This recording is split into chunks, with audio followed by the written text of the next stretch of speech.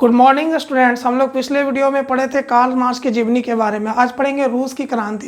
पहले समझते हैं कि क्रांति क्या है। देखिए, जब किसी चीज़ की मांग के लिए, डिमांड के लिए एक छोटा सा क्षेत्र के एरिया में अगर सरकार से आंदोलन करते हैं तो वो आंदोलन होता है। लेकिन अगर वही पूरा देश वही डिमांड करने लगे, एक सूत्र में बंध कर बोलने लगे, तो वो होता है क्रांति। तो हम लोग जो आज पढ़ेंगे वो रूस की क्रांति पढ़ेंगे। तो चलिए बच्चों, रूस की क्रांति क्या है जो, तो सबसे पहले पढ़ेंगे रूस की क्रांति। ये रूस की क्रांति, ये आपको लॉन्ग क्वेश्चन में आ सकता है। तो रूस की क्रांति के क्या कारण थे, या रूस की क्रांति के बारे में लिखे हैं, समझ गए। तो इस तरह से हमको आंसर कैसे लिखेंगे लॉन्ग का, कि रूस की क्रांति का निम्नलिखित कारण बताएं। तो सबसे पहले लिखेंगे तो रूस की क्रांति। तो जान लेते हैं कि पहले पॉइंट में जान लेते हैं कि रूस के राजा को जार कहते हैं। रूस के राजा को जार कहते हैं, याद रखेंगे। रूस के राजा क्या कहते हैं? जार। अब रूस की क्रांति के निम्नलिखित कारण आंसर में लिखेंगे। ऐसे जब भी लिखने का रहेगा तो लिखेंगे, ये नहीं लिखेंगे रूस के क्रांति के निम्नलिखित कारण। निम्नलिखित कारण, चलिए ठीक है, अपना कर लीजिएगा। अब है पॉइंट नंबर 1। तो पहले था जार की निरंकुशता। जार समझ ही गए होंगे, राजा को कहते हैं जार की निरंकुशता। निरंकुशता बच्चों हम बता चुके थे कि निरंकुशता क्या होता है, निरंकुश क्या होता है। वैसे व्यक्ति, वैसे राजा जो अपनी इच्छा के अनुसार कार्य करे, उसमें किसी दूसरे का इच्छा का ध्यान न दे, या हो सके वो तो कुचल दे, उसे हम निरंकुश कहते हैं। इसे हम कोई भी नाम ले सकते हैं, समझ गए। जैसे कि सपोर्ट दे कि राजा का मन हुआ कि सभी को बाल को मुंडन कर दो, तो ये सभी को बाल को मुंडन कर दो, इस तरह की प्रवृत्ति रखते हैं, उसे निरंकुशता कहते हैं। अब इस पॉइंट के बारे में डिस्कस किया जाए तो पहले भी अर्थ समझ में कि जार की निरंकुशता थी। तो इस समय रूस में रोम नोबो वंश का शासक था। रोम नोबो वंश का शासक था, वंश की शासक था। और उस समय वहाँ के राजा थे जार निकोलस द्वितीय। जार निकोलस द्वितीय। देखिए, इनको पहले विश्वास था दैवीय अधिकार में कि राजा के बेटा राजा बनेगा, और हम लोग को एक विशेष अधिकार दिया गया है। हमारी इस बार हम लोग को विशेष अधिकार दिया गया है, आम जनता को नहीं दिया गया। अगर वही काम के लिए इनको छूट मिल जाए और बाकी को सज़ा मिल सकती है, ये इनको विशेष अधिकार था। और इनकी राजतंत्र में सबसे बड़ी प्रॉब्लम थी, इनकी जो पत्नी जरीना थी, आगे बताएंगे। जार निकोलस द्वितीय की पत्नी का नाम जरीना थी, और आगे बताएंगे रासपुतानी के बारे में कि रासपुतानी क्या थे। वो वहाँ के पुरोहित थे, एक तरह से आप कह सकते हैं पंडित जी। तो जो ये थे दैवीय अधिकार में, और इनकी जो नियुक्ति हो रही थी, जो इनके काम करने वाले लोग थे, नियुक्ति थी, उनकी नियुक्ति योग्यता नहीं था, मतलब सिफारिश थी। योग्यता नहीं था, सिफारिश था। सिफारिश मतलब समझते हैं ना, मतलब बड़ाई कर दिए आप, ठीक है राजा बहुत अच्छे हैं, तो इनकी नियुक्ति योग्यता ना होकर सिफारिश थी। तो ये पहला कारण था क्रांति होने का। दूसरा कारण हम लोग पढ़ते हैं किसान की दयनीय स्थिति। तो दूसरा कारण है बच्चों किसान की दयनीय स्थिति। किसान की दयनीय स्थिति।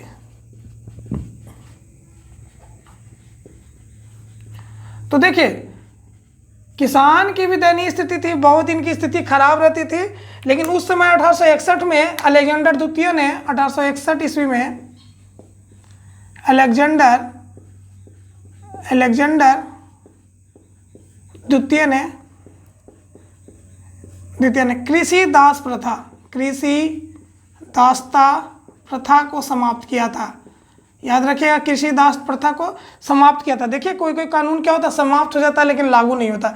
मतलब ये सिर्फ दास्ता समाप्त हुआ था, प्रथा का गुलामी वाला किसानों का, लेकिन ये सिर्फ समाप्त हुआ था, लागू नहीं हुआ था। मतलब कहने का सिर्फ कृषि दास प्रथा समाप्त हुआ था, अंत हुआ था, जिसको हम कह सकते हैं। और किसान की स्थिति खराब होने का रीज़न क्या था कि इनको छोटे छोटे खेत, जो खेत बड़े बड़े रहेंगे तब ना काम होगा, छोटे छोटे खेतों में काम करना पड़ता था। और वही खेतों करने की तरीका जो था, तरीका पुरानी थी, पुरानी तरीके से खेती कर रहे थे, जिसके कारण लाभ तो छोड़ दीजिए ना, कर्ज में डूब रहे थे। और कर्ज में डूबने के कारण इनके पास कोई और ऑप्शन नहीं था और सिर्फ था क्रांति, वो भी रूस की क्रांति। अब हम लोग बच्चों तीसरा पॉइंट पर हम लोग डिस्कस करते हैं। ठीक है, तीसरे पॉइंट पे हम लोग बच्चों डिस्कस कर रहे हैं मजदूर की दयनीय स्थिति। चलिए, एक तो किसान की दयनीय स्थिति था ही, मजदूर की दयनीय स्थिति सब कहाँ करेगा, दयनीय स्थिति। तो जब स्थिति खराब होगा तो आंदोलन होगा ना।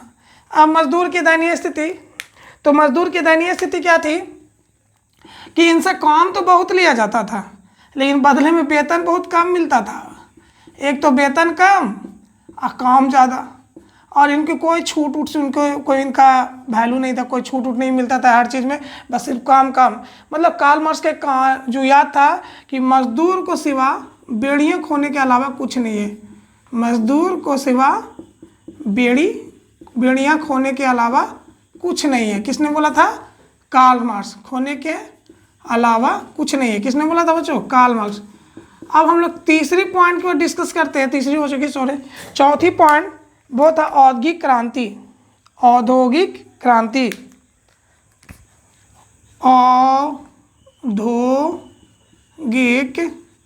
औद्योगिक क्रांति।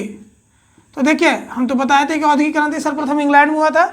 ये औद्योगिक क्रांति में क्या था कि कुछ यहाँ पर कल कारखाने तो थे, लेकिन कुछ तो यहाँ पर कल कारखाने तो थे, तो जो औद्योगिक क्रांति में कल कारखाने थे उसमें एक तो पूंजी का अभाव था, दूसरा जो विदेशी लोग इस पर पूंजी लगा रहे थे उनके टैक्स ज़्यादा था, और नए नए औद्योगिक क्रांति खुल नहीं रहे थे। अच्छा, औद्योगिक क्रांति नए नए खुल नहीं रही थी। ठीक है, अब हम लोग पांचवा पॉइंट पढ़ते हैं, इम्पोर्टेंट, वो है रूसीकरण नीति। चलिए इधर देख लेते हैं, रूसीकरण नीति।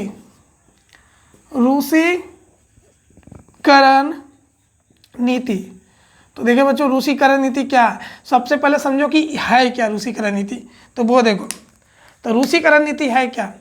रूस में सबसे ज़्यादा लोग सलाव जाति के लोग थे, ये जान लीजिए। सलाव जाति की इनकी संख्या ज़्यादा थी, एक जाति है सलाव, उनकी संख्या ज़्यादा थी। अब यहाँ रूस में जो राजा था रूस का, लिखेंगे रूसीकरण नीति क्या है, तो रूस का राजा या जार, लिखेंगे रूस के राजा या जार रूस पर रूसी भाषा, रूसी संस्कृति,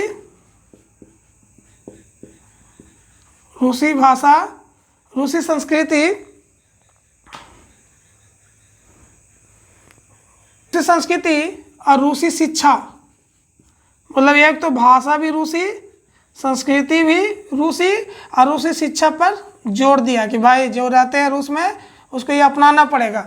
इस चीज़ को रूसीकरण नीति कहते हैं, इस घटना को रूसीकरण नीति कहते हैं। मतलब रूस का राजा रूस पर कहता है कि रूसी भाषा बोलो, रूसी संस्कृति अपनाओ, रूसी शिक्षा पर जोर दिया कि ये सब चीज़ अपनाओ। ये इस घटना को हम रूसीकरण नीति कहते हैं। और ये हम लोग सब जानते हैं कि एक देश में तो एक जाति रहता नहीं है, तो इनमें और सब जाति थे, फिन, यहूदी, और सबसे इम्पोर्टेंट पोल है, यही तो किए थे। तो जो पोल था इस नीति को विरोध कर दिया। पोल जो था इस नीति को क्या किया, विरोध कर दिया। अब बोला कि नहीं ऐसा नहीं होगा, विरोध कर दिया। तो ये था रूसीकरण नीति। अगला पॉइंट हम लोग पढ़ते हैं, उसको मिटा देते हैं, विदेशी आक्रमण। अगला है बच्चों 5 पॉइंट हो गया, छठा पॉइंट पढ़ते हैं, विदेशी आक्रमण। तो देखिए उस समय क्रीमिया का युद्ध हुआ था। क्रीमिया का युद्ध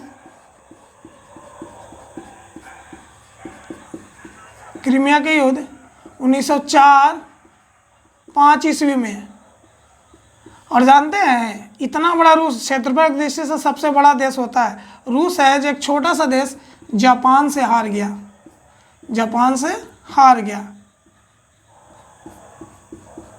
तो क्रीमिया के युद्ध में एक छोटा सा देश से जापान से कौन हार गया? रूस हार गया।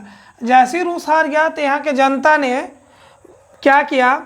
रोटी दो के नारा, हम इसी पॉइंट में जोड़ सकते हैं, रोटी दो का नारा 1905 ईस्वी में, रोटी दो का नारा 1905 ईस्वी में क्या किया? सेंट पीटर्सबर्ग, जगह की याद रखिएगा बच्चों, सेंट पीटर्सबर्ग पे, सेंट पीटर्सबर्ग बोल दिया, रोटी दो का नारा करते हुए चले गए। राजा ने क्या किया? निहत्थे लोगों पे गोलियां बरसा दी, निहत्थे लोगों पर गोलियां बरसा दी। क्या कोई ये जान चल गया? एक घटना, सेंट निहत्थे लोगों पे गोलियां चलाई, ये घटना 9 जनवरी का था। 9 जनवरी पुराने कैलेंडर के हिसाब से 9 जनवरी का तय घटना था। समझ गए? तो क्या हुआ? एक छोटा सा देश जापान से रूस हार जाता है, तो वहाँ की जनता रोटी दो का नारा करते हुए सेंट पीटर्सबर्ग में चले जाते हैं, जहाँ राजा निहत्थे लोगों पे गोलियां चला देती है। ये घटना 9 जनवरी का था। समझ गए? पुरानी कैलेंडर से, और नए कैलेंडर में 22 जनवरी हम लोग बोल सकते हैं। क्यों? क्योंकि ग्रेगोरियन और इसमें नए और पुराने कैलेंडर के बीच के, जो रूस में 2 तरह का कैलेंडर था, एक नया कैलेंडर एक पुराना। तो नए कैलेंडर पुराने कैलेंडर के बीच वही 13 दिन का अंतर था। तो 9 में 13 जोड़ेंगे तो 22 आ जाएगा। तो ये घटना 9 जनवरी का था, या हम 22 जनवरी कह सकते हैं। और नए कैलेंडर और पुराने कैलेंडर के बीच की दूरी कितना था? 13 दिन का अंतर था नए कैलेंडर और पुराने कैलेंडर के बीच में। अब अगला पॉइंट हम लोग चलते हैं। पुराने कैलेंडर के बीच में 13 दिन के अंदर था, तो समझ गए क्या था? और ये दिन था रविवार, इसीलिए बच्चों इसको खूनी रविवार के नाम से जानते हैं। खूनी रविवार, समझ गए? खूनी रविवार या लाल रविवार कहते हैं, रेड संडे, लाल रविवार। अब प्रश्न 2 नंबर से यहाँ से उठ जाएगा बच्चों कि खूनी रविवार किसे कहते हैं, कैसे लिखोगे? तो खूनी रविवार कैसे कहते हैं? तो वहाँ लिखेंगे, पूछेगा खूनी रविवार से आप क्या समझते हो? तो देखिए कैसे लिखेंगे, इसमें शॉर्ट भी बता रहे हैं आप लोग के। तो खूनी रविवार से आप क्या समझते हैं, इसको हम मिटा देते हैं और हम बोल देते हैं। तो खूनी रविवार से आप क्या समझते हैं? तो यहाँ क्या होगा कि 9 जनवरी 1905 ईस्वी को सेंट पीटर्सबर्ग पे, वहाँ सेंट पीटर्सबर्ग के रूस के जनता ने रोटी दो का नारा देते हुए चले गए थे, और रोटी दो के नारा करते हुए चले गए थे। तो राजे ने निहत्थे लोगों पे गोलियां चला दी, उस गोलियां में बहुत लोग का मृत्यु हो गया। ये घटना 9 जनवरी 1905 का था, दिन रविवार था, इसलिए इसको खूनी रविवार के नाम से जानते हैं। अब हम लोग क्रांति होने का अगला पॉइंट पढ़ते हैं। अब है कि अभी इतना तो हो गया, सब तो त्राही मानते हैं। अब रूस के मार्क्सवाद, तो देखिए रूस के मार्क्सवाद क्या थे उस समय। एक वहाँ का लेखक थे लियो टॉल्स्टॉय।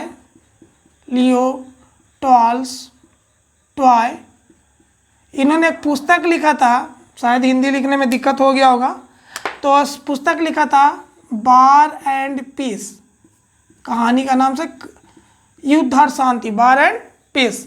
वहाँ का एक साम्यवादी थे प्लेखनोवा। तो देखिए इन लोग जागरूक कर रहे हैं कि नहीं करना है। प्लेखनोवा क्या कहते हैं कि एक साम्यवादी थे, प्रथम रूस के साम्यवादी यही थे। समझ गए? याद रखिएगा, साम्यवादी एक तरह का व्यापार होता है, हम लोग अर्थशास्त्र में पढ़ेंगे। साम्यवादी व्यापार करता है चीन, और समाजवादी व्यापार करता है रूस, करता था या कर भी रहा है रूस। ठीक है, इसको पढ़ेंगे हम लोग अति में। अब प्लेखनोवा एक साम्यवाद था, ये इनका कहनाम था कि निरंकुश राजा को हटाओ, निरंकुशता राजा को हटाना चाहिए, और सर्वहार वर्ग का, तो निरंकुश राजा को हटाना चाहिए। तो ऐसे लोगों में जागरूकता आया, और इस तरह से क्रांति का ये भी एक कारण था। और लास्ट और अंतिम कारण क्या था वो देखते हैं हम लोग कि अंतिम कारण क्या था। तो अंतिम कारण क्या था, इसको मिटा देते हैं तो थोड़ा सा जगह कम होता है। लास्ट था प्रथम विश्व युद्ध, अंतिम घटना तात्कालिक कारण क्या था। हर चीज़ का देखिए, इतना तो मन में क्रोध था, गुस्सा भरा हुआ था, गुस्सा भर के पूरा मन में क्रोध तो रखा हुआ था और फूटेगा एक ही समय में ना। तो लास्ट था जिसको अब आप लिख सकते हैं तात्कालिक कारण। तो देखिए तात्कालिक कारण क्या था जो जानते हैं। तो रूस है प्रथम विश्व युद्ध में हार रहा था, प्रथम विश्व युद्ध में हार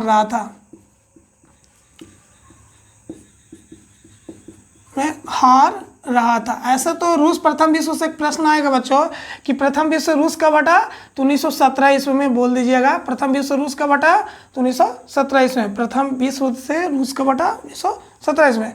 तो रूस प्रथम विश्व में हार रहा था।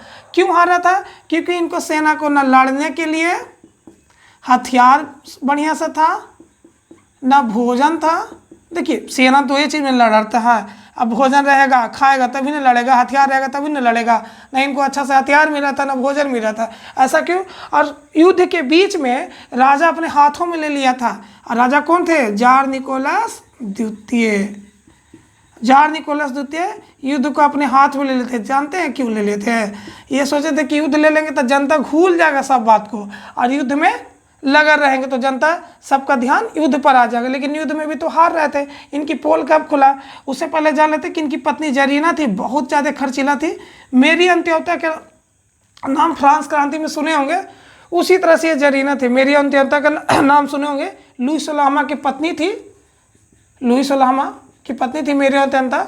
तो जरीना भी बहुत खर्चीली थी। खर्चीला इतना मतलब शौक, इनको कोई बड़ाई कर दिया, अरे तो इसको मंत्री बना दो, इसको क्या बना दो, इसको इतना उपहार में दे दो, सैंडल मानो एक ट्रक रख सकती है, मतलब शौकीन थी। और इनके शौकीन का जो मन को बहकाने वाले थे वो इनके पादरी थे, इनके पादरी थे रासपुटानी। देखिए ये दोनों में अब क्या था हम नहीं जानते, हम नहीं बोल सकते हिस्ट्री में। लेकिन ये जो कहते थे ना रासपुटानी, जो ये बोलते थे वो जरीना सुनती थी, ये बोले जी सुनती थी। ये जो बोलते थे जो हमारे राजा रूस के थे, जो सॉरी हमारे नहीं, रूस के राजा निकोलस द्वितीय सुनते थे। मतलब ये बोले गए तो ये सुनेगा, और ये जो कहेगा ये पत्नी भक्त थे। इसी कारण इनकी स्थिति देश की खराब हो गई थी। अब जो किसान फटियाल जो लोग आए और रूस में आए तो पता चला, तो बोला भाई तुम लोग आ रहे, तो किसान फटियाल हाल में आ रहा था और ना उनको खाने की मिल रहा था, ना हथियार मिल रहा था। तो ये पूरे रूस में हल्ला उड़ गया कि भाई रूस के सेना को ना खाने की मिला, ना हथियार मिला, असर राजा जो है हमेशा टैक्स पर टैक्स ले रहा है, ऐसा क्यों? तो फिर वही खूनी रविवार जो सुने थे रोटी दुकानारा, तो उसमें फिर ये घटना फिर से ये होती है। अब क्या हुआ कि जब किसान जो सेना था फटियाल में आया, भूखे रह रहे थे, तो वो घटना जो था वो 22 मार्च, और उसमें पीछे माइनस करेंगे तो क्या हो जाएगा कि आपका 22 फरवरी, सॉरी 22 मार्च नहीं 22 फरवरी, 22 फरवरी की पुरानी कैलेंडर से 22 फरवरी का इन लोग फिर रोटी दो का नारा हुआ करते चले गए। लेकिन इस बार सेंट पीटर्सबर्ग पर नहीं गए थे, लेनिनग्राड या पेट्रोग्राड, लेनिनग्राड या पेट्रोग्राड, या इसको अब नया नाम है लेनिन, जब से आए आगे पढ़ाएंगे लेनिनग्राड। तो देखिए तो लेनिनग्राड रोड पर इन लोग चले गए और रोटी दो का नारा, फिर वही कहानी रोटी दो का नारा करते हुए चले गए। तो इस बार राजा बोला गोली चलाने के लिए, तो इनकी सिपाही गोली चलाने से इनकार बोल दिया, बोला कि गोली नहीं चलाएंगे। तो इनकी अपनी एक रेजिडेंट थी, उस रेजिडेंट का नाम था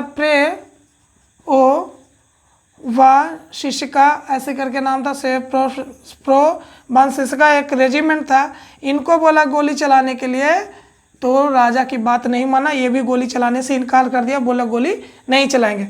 याद रखिएगा ये 22 फरवरी पुरानी कैलेंडर से, और इसमें आप 13 दिन को छोड़ दीजिएगा तो 7 मार्च आ जाएगा। तो ये घटना क्या था? 7 मार्च का। जैसे 7 मार्च का एक घटना घटा, और इनकी जब बोला कि गोलियां चलाने के लिए, तो इनकी सिपाही निगलेक्ट हो गए, नहीं चलाएंगे भाई। फिर उसी एक रेजिमेंट था वो चलाए, तो बोला नहीं चलाएंगे। तो जब नहीं चलाएंगे तो राजा अंततः में बोला कि ठीक है, 12 मार्च 1917 को राजगद्दी को त्याग दिया। कौन? वहाँ का राजा कौन था? रोमनोव वंश का कौन? चार निकोलस द्वितीय। ठीक है, चार निकोलस द्वितीय। तो आप समझ गए होंगे वीडियो में बढ़िया से। अब बच्चों हम लोग पढ़ेंगे कि अब तो राजतंत्र हो गया, अब इसमें किसका सरकार आती है? बोल्शेविक क्रांति आगे होने वाली है, मौसविक केरेन्स्की का सरकार आता है। केरेन्स्की को सरकार को किस तरह से लेनिन हटाता है और लेनिन शासन करते हैं। और लेनिन बहुत अच्छे आदमी थे, उनके जनता उन बहुत देर से इंतजार कर रहा था क्योंकि लेनिन देश से निष्कासित हो गए थे। तो किस तरह से लेनिन शासन करता है, लेनिन के साथ देते हैं ट्रॉट्स्की, और लेनिन एक नई आर्थिक नीति का लागू करता है। ये नेक्स्ट वीडियो में पढ़ेंगे। उसके बाद फिर पढ़ेंगे स्टालिन के बारे में, फिर उसकी क्रांति के परिणाम पढ़ेंगे। ठीक है, वीडियो अच्छा लगे तो लाइक शेयर सब्सक्राइब जरूर कर दें, बहुत मेहनत से लगता है, ज़रूर शेयर कर दीजिएगा। धन्यवाद।